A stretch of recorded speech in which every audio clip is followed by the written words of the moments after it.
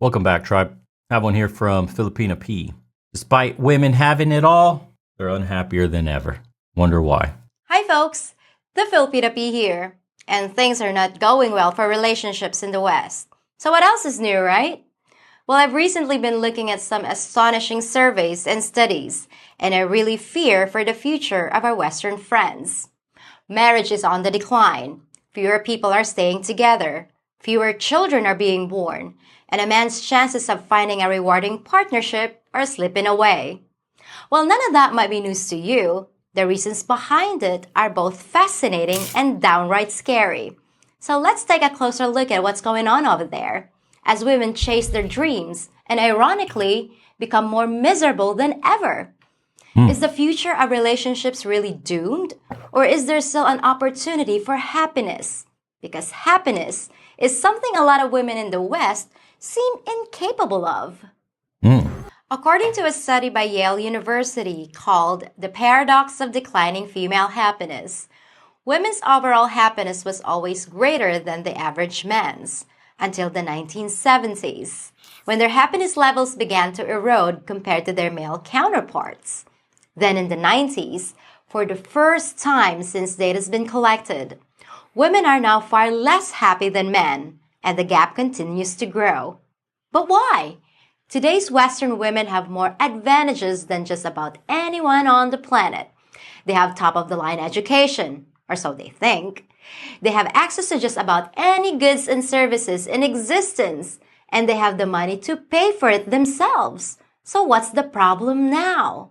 Could it be an abundance of choices coupled with less accountability for their actions that have combined to create a toxic mess? A big brother government that caters to their every whim? A culture that tells them that they deserve everything under the sun and more? Or is it something less complicated, like you men are still not giving them what they want? Well, let's find out what they want. Maybe it's something really reasonable. First, we have a study from OkCupid, which discovered that women found 80% of men either unattractive or below average. Now just think about that for a sec. All of the above reasons she listed play a huge role in this, but there's one baseline factor, and that's just biology. Simply put, man, you can't fight it, no matter how much society tries to program you in a different direction. No matter what society tells you that. You need to go to work. You need to earn money. This is called freedom. This is where you can derive pleasure and pride from. No, women are not built the same as men. We derive pleasure and we take pride in our work because it goes towards providing for a family, which makes us feel better, makes us feel like men, makes us feel more of a man. We like to look and compare ourselves to our compatriots in the workplace or in society in general and say, look how good I'm doing. Look how well my wife is dressed. Look how well my kids are fed. Look how well I keep after my yard. Look how big my house is. I bust my ass to provide a family with everything they could ever need, and I go above and beyond to do it. I take pride in that as a man. Women don't work the same. When women work, they work for themselves. It's not to support their man. Sure, they do it for their kids, but it's not by extension the whole family. It's just themselves first, and then immediately the kids if they have any. But when you take away kids from that equation and a man in general, it's just working for yourself. The motivation isn't there. They don't want to put in 80 hours, 100 hours a week like a man would, sleep under the desk, wake up and do it all over again, and be happy. Women always, in all these articles and all these studies, they say that women always look for work-life balance. They don't want to be slaves at work. Men are happily slaves at work as long as it's providing for a family. Now that you've taken away the biological imperative, which is children and a man, you want to take care of a man and you want to take care of children, which in turn take care of you, right? You derive the most pleasure and happiness from being aligned biologically with your foundational wants and needs. That's now taken away. Everything at your core that describes you as feminine, as womanly, as the fairer sex has been ripped apart and replaced with masculine things like providing, like competitiveness of the workplace, like rising up in the ladder, instead of doing the things you like to do, which are much more nurturing, much more feminine, much more house-oriented, much more family-oriented, much more social in general, like being with your own tribe. No, instead you go out into this workplace that's very toxic and competitive, and pays you pennies on the dollar with men that will yell at you anyways, because this is the argument they use. I don't want to be stuck at home slaving away for some man. You're slaving away for a man at a multinational corporation that does not give a shit about you, cares about you as much as the dog shit he steps in on his way to work. That's the value you have. You're poop on a rich man's shoe, and you will get wiped away from the company the moment it makes financial sense for them. When the bottom line stops adding up, that's when your ass is gone. Goodbye, boss babe. Wow, welcome to the trap. You gave your life for companies, and now you end up with nothing but unhappiness. Now you're looking at your colleagues that may have quit early, or the women you were looking down on that decided to become stay-at-home mothers that you call useless, that you call internalized misogyny and setting women back 50 years. Those women are now the happy ones, with children grown up around them, with people that visit them every day, with a loving husband, with a legacy built. They have an entire house full of incredible memories. Children running around, growing up before your very eyes. What could be more beautiful than that? A plaque on the wall, a corner office? Some asshole yelling down your throat that he needs this on this deadline? That your weekends blend with your weekdays now because there's no days off, sis, if you're trying to climb that corporate slave ladder. Damn, man, it's wild how good they are at the tippy top to convince people to go against their own interest. And they will they will yell at us, men that say, hey, like this might not be the best idea. They will yell at us. We're the ones at fault. We're the perpetrators of all this problems. When it was people in your own sisterhood at the tippy top in academia that spawned this moronic idea because it affected them the most, while the rest of the women that were happy with the system we had in place got to suffer for those consequences now. Unreal. Take it away. 8 out of 10 men are unattractive? You'd think that'd be closer to 50%, but oh. And by the way, all this like attraction stuff, the unhappiness women are feeling, right, from that black hole they have inside from stepping away from their biological destinies, that makes them easy to be manipulated. Like imagine if you're a multinational corporation trying to sell products, selling things to emotional people is the easiest thing. Why do you think they emotionally trigger you in commercials, for example? The more teary-eyed you get, the more the emotional reaction, the more you tend to identify with product or construct a need for said product. So you get women to absolutely, through the makeup industry, the plastic surgery industry, whatever youth and beauty industry, makeup, all that shit, you get them emotionally invested by telling them that their age is a primal factor in their happiness, that their beauty is waning every single day, and you make them feel bad about it. There's no aging gracefully without my product. If you don't buy my cream, you're going to look like a hag, a witch on a broom. You need my cream. You need my injections. Oh, by the way, this plastic surgery, you should get that too. Oh, rearrange the bones on your face. Just look like a completely different person, because if you don't, you will die miserable and alone. And they convince them of this. Oh, and if you don't get this, you're a loser. You see that hot chick over there? She got all this. Look, she's dating a multi-billionaire. She just stepped out of a Ferrari. Oh, she's on a private jet. You see, you drive to work in a Toyota because you didn't get Botox. Oh, Brazilian butt lifts? Well, that's why you're not on the yacht. You have no ass. Should have got the surgery, sis. And then they go cry themselves over into the doctor's office, get the surgery, life's still the same, money drained out of the account. You idiots. No, they only want the top 20 percentile. So what are the rest of you guys supposed to do? And what is it that the women are complaining about? Facial disfigurements or a potbelly the size of Texas? Well, let's take a look at another surprising survey.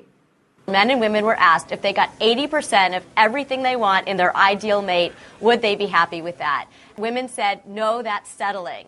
And men said, 80%, I'd be thrilled. That's a catch. What are women too picky about here? Men and women were asked what would be a deal breaker for going on a second date. And men named 3 things. She has to be cute enough. She doesn't have to look like Angelina Jolie. She just has to be cute enough. She has to be warm and kind. And she has to be interesting to talk to. Really valid criteria. Ding, ding, ding, ding, ding. Pretty simple. Right. Okay, reasonable, right? The women came back with 300 things that would rule out a guy for a second date. And we're talking about like another 2 hours and maybe a free dinner.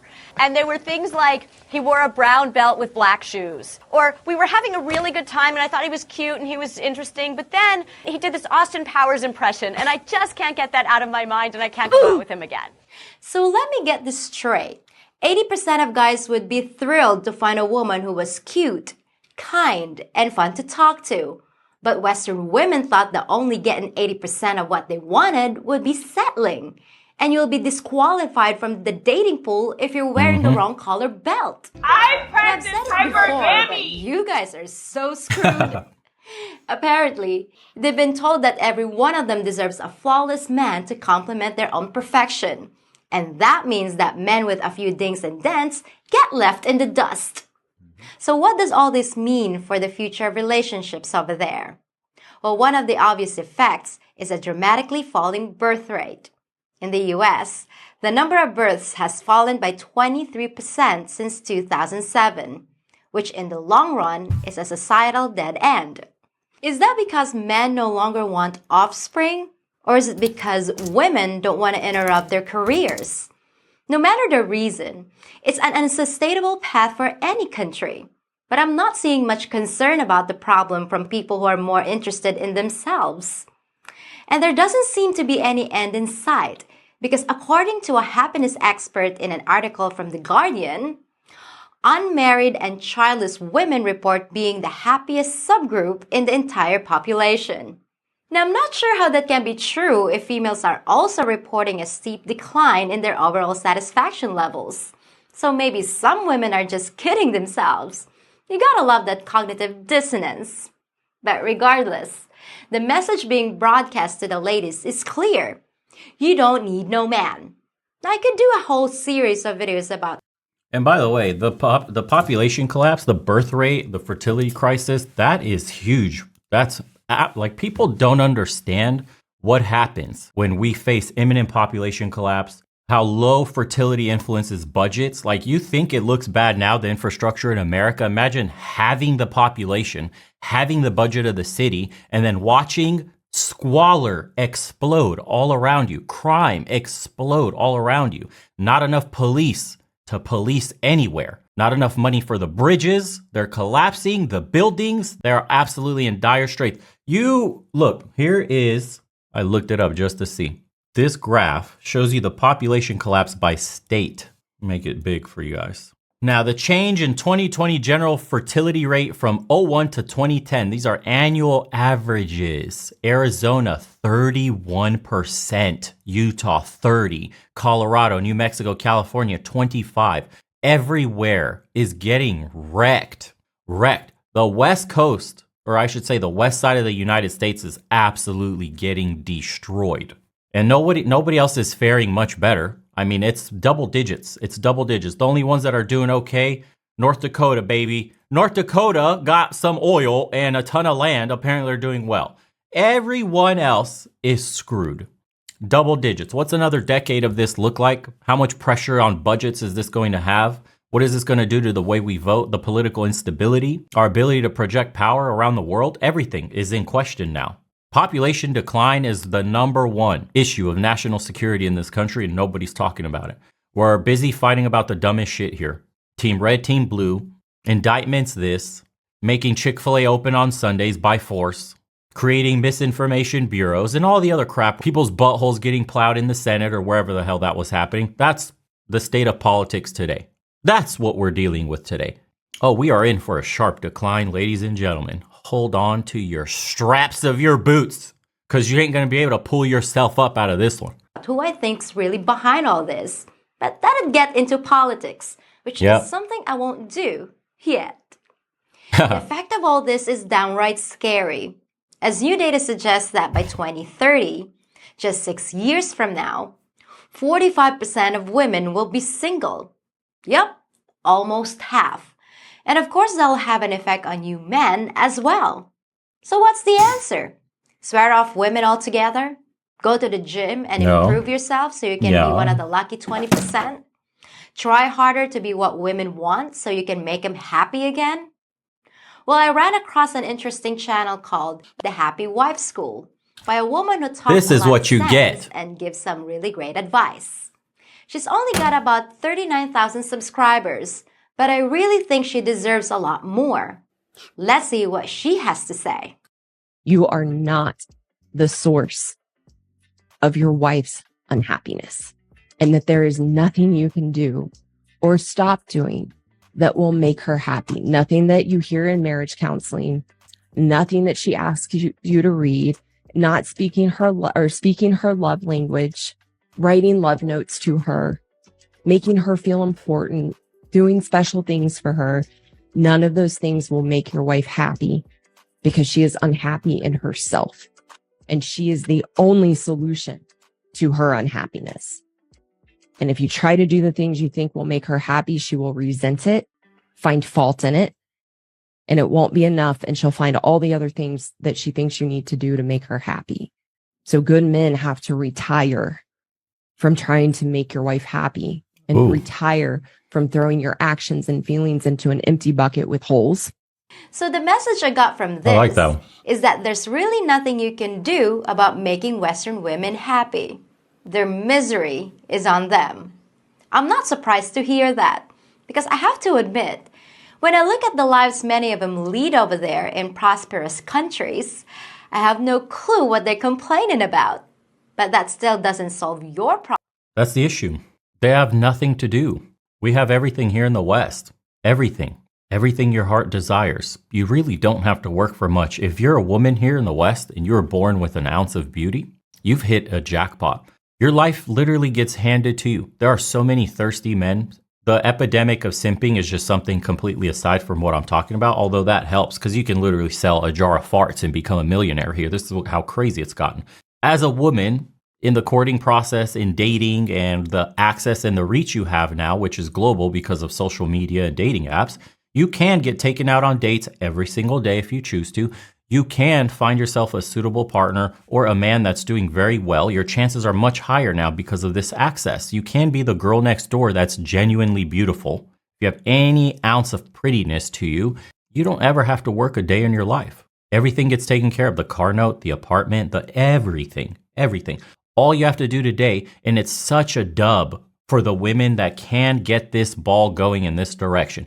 If you make yourself unavailable to a lot of men, you increase your value dramatically. We had a woman, I remember reading that article, some chick, I think she was Romanian too, by the way. What a smart woman. She apparently held her virginity until she turned 18, something like that, or 19, I can't even remember, but sold it for $1 million. She basically retired a millionaire. I don't know what she did with the money, probably helped her parents or whatnot, but she made guys bid on her virginity and came out with a cool $1 million. You could probably demand even more, depending on how attractive you are. But if women just reject the modern way of living, live far more decent lives, conservative lifestyles, don't engage in hookup culture and sex with strangers like crazy, keep your body count low or be a virgin if you can. I'm not saying this shit is easy, but if you could maintain a more pure lifestyle, you can absolutely demand any man you want. Because that's just the market today. The market is flooded with cheap kitty. The streets are packed with demons. They're everywhere. It's not hard to find them. Swipe on social media. Swipe on hookup apps. They're full of tattoos, daddy issues, and all sorts of psychological problems. That's common. That's almost all of them. That's the norm. Imagine making yourself the opposite, going against the grain. You can have everything you've ever wanted if you just withhold from the degeneracy as a woman in the modern world today. And that makes you instantly more valuable in everybody's eyes because, again, going against the grain is always seen as something inherently more valuable just in general because you're not a bot. You're not an NPC just doing what everybody else is doing. You actually can think for yourself. It shows the level of intelligence. Men respect it and women envy it.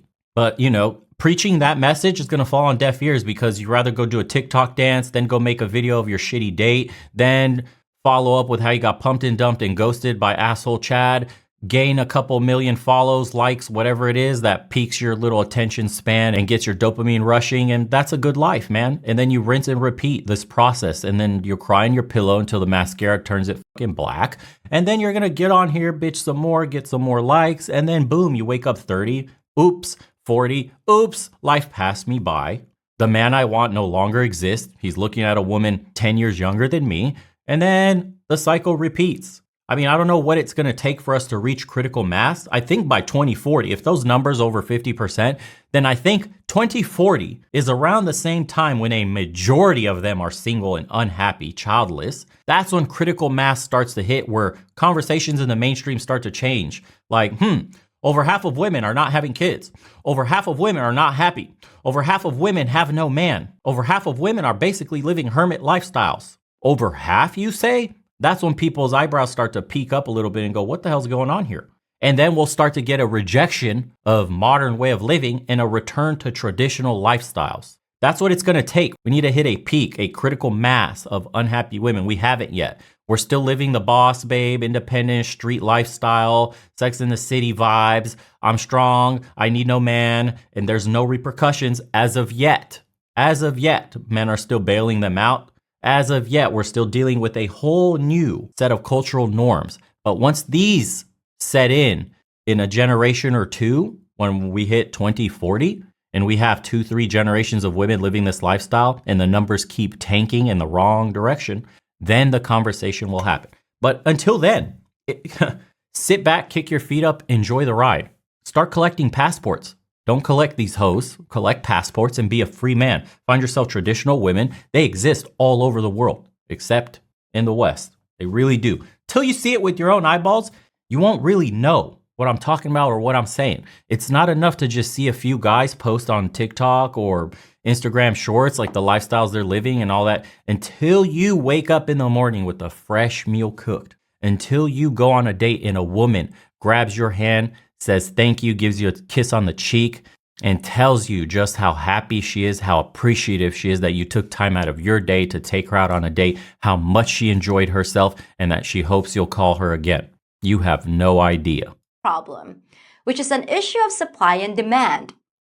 If there are fewer Western women looking for men, then the women that are looking for partners think that they can be as picky as they want and hold out for the perfect guy. To them, it's a buyer's market. The result of that is a culture of women who disqualify a guy for owning an older model car or having an unpopular political view. And part of that is human nature. I mean, let's reverse the situation. Let's say you lived in a society where there was an overabundance of women looking for relationships. They didn't need 6-packs and 6 figures. They were just happy to find a good man who loved them. Wouldn't the men in that society quickly realize that the odds were stacked in their favor and start getting more selective about finding a higher quality mate? Well, for those of you that missed the irony, I just described the situation in the Philippines. Your available pool of women interested in marriage and relationships is shrinking rapidly, but ours is not. We still view marriage as the gold standard and the ultimate model of success. Now, just from the time I spent in the West, I know there are some good women over there who still have their heads screwed on straight and still value a traditional relationship. I'm also fully aware that there are plenty of Filipinas who'd strip the meat off you like a piranha. But we're talking about averages here, the forces that motivate the average woman in each society. It really irks me when I read comments that say, all women are the same, because no, in many ways, we're not. Our basic hardware is the same, but our software can be very different because of cultural influences. And that's what makes your average Filipina different from your average Western woman.